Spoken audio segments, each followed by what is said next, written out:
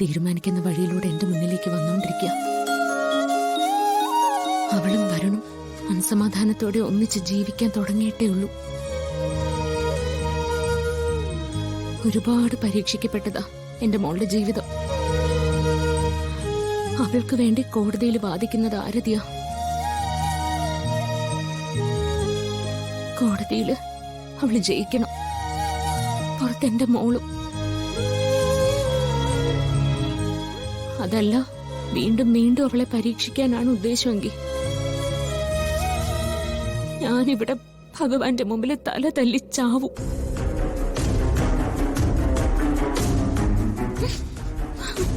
അല്ലാതെ ഒരു മാർഗം എനിക്കറിയില്ല.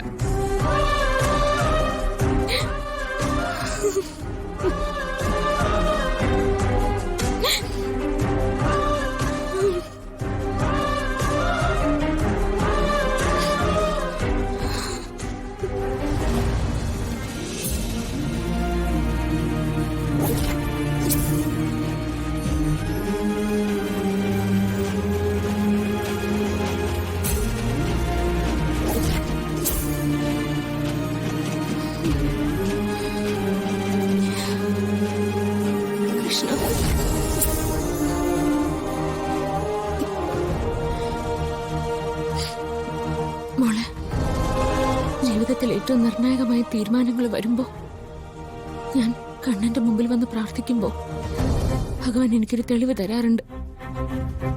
ഇതാ തെളിവാ.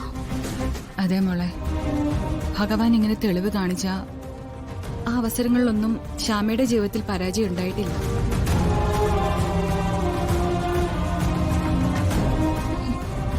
കണ്ണ, സന്തോഷായി.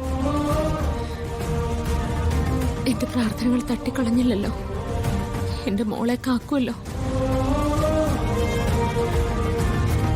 അവൾ എന്റെ അടുത്ത് വന്നിട്ട് എന്നെ തിരിച്ചറിഞ്ഞ് എന്നെ അമ്മയെന്നൊന്ന് വിളിച്ചിട്ട് എന്റെ ജീവൻ എടുത്താ പോലും